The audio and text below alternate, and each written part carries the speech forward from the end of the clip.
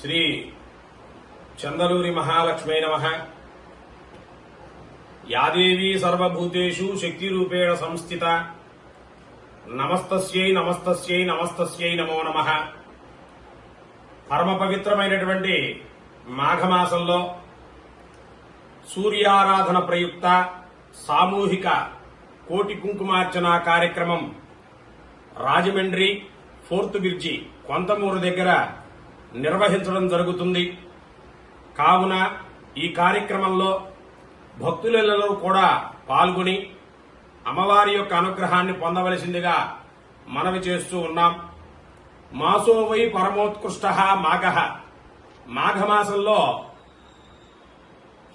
ఎంతో పరమ పవిత్రమైనటువంటి ఆరాధన సూర్యారాధన. అలాంటి సూర్యారాధన త్రిచ, శౌర్య, అరుణ, అర్ఘ్య ప్రధానంగా జరుగుతోంది. కాబట్టి అరుణం పారాయణం జరిపి చక్కగా సూర్యతీర్థం అందరికీ కూడా వినియోగించడం జరుగుతుంది. కాబట్టి ఆ అరుణ పారాయణం జరిగిన చోట అర్ఘ్యం, సూర్యుడికి అర్ఘ్యం ఇచ్చినటువంటి చోట సమస్త దేవతలు కూడా కొలువై ఉంటారు అనేటువంటిది శాస్త్రవచనం. ఆ సూర్యారాధన జరిగే దగ్గర ఎవరైతే వెళ్లి ఆ సూర్యతీర్థం తీసుకుంటారో జన్మాంతర ఉన్నటువంటి రోగాలన్నీ కూడా నశించి చక్కటి ఆరోగ్యప్రదాత అయినటువంటి భాస్కరుడు ఆయుష్ని, ఆరోగ్యాన్ని, తేజస్సును ఇస్తాడు.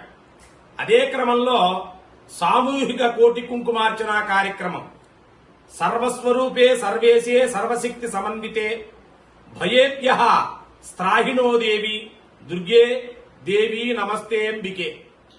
లలితాపరా భట్టారికా స్వరూపంగా ప్రాతకాల మహాకాళి, మాధ్యాహ్న మహాలక్ష్మి, సాయం మహాసరస్వతి ఈ త్రివిధ పూజా కార్యక్రమాలుగా సామూహిక కుంకుమార్చన కార్యక్రమం నిర్వహించడం జరుగుతుంది. అందులోనూ అమ్మవారికి ఎంతో ఇష్టమైనటువంటి కమలాత్మిక స్వరూపం, అంటే అమ్మవారు కమలంలో ఉద్భవించింది, పద్మంలో ఉద్భవించింది అనేటువంటిది శాస్త్ర నిర్వచనం.